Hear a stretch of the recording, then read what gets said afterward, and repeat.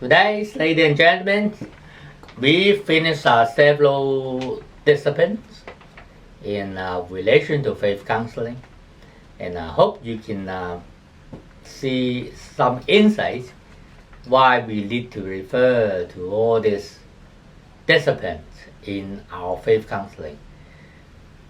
Just like any other discipline, if you only go into the profession and acquire knowledge and skills from that area, yes, you'll become a good specialist.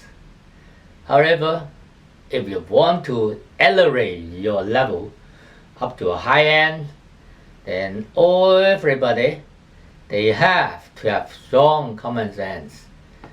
Where's the common sense come from? It comes from other disciplines. So from time to time, when people knowledge advance, there's always the advocation of multidisciplinary approach in acquiring knowledge, because other discipline may also help you to do it in a proper way. So it is important, and we shall come in to see another area, which is literature. Well, literature, what's the relationship of literature and faith counseling? The faith counseling is a kind of technique, and it's a kind of method developed by our ancestor long time ago in China. And what's the reason for me to have some taste on the Chinese literature?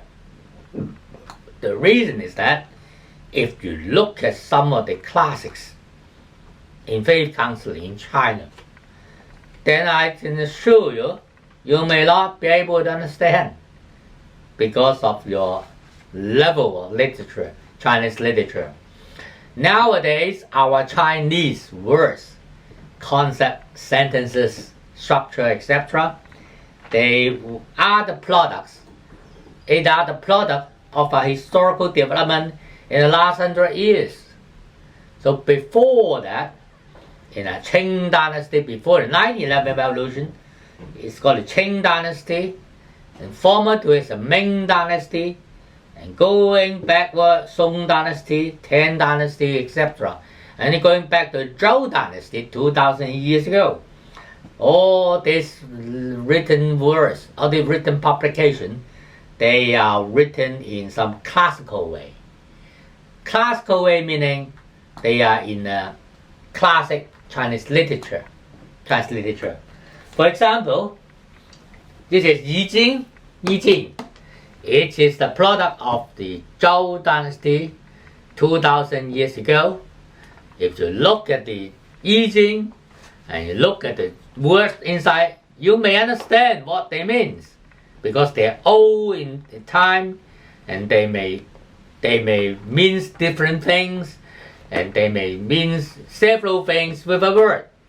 So without knowing, without having some strong standard in Chinese literature, there's no way for you to understand the Chinese classics. Our Chinese classics, they have developed quite an early time, and over 2,000 years ago in Chunqiu and Zhanguo. Therefore, in Han Dynasty is already established. So if you want to understand what's the development of the literature in China and how you can master them in a proper way, I introduce you a book, 中国文学史,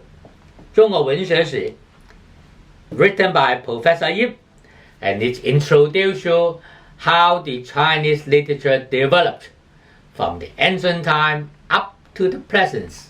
So with this in mind, if you go through some classics in certain dynasty, you further back to this book and you understand what's the style of the writing, and what's the wordings, and what the concept, what the structure of that publication at that time, then you can have a clear idea of how you can handle all this publication.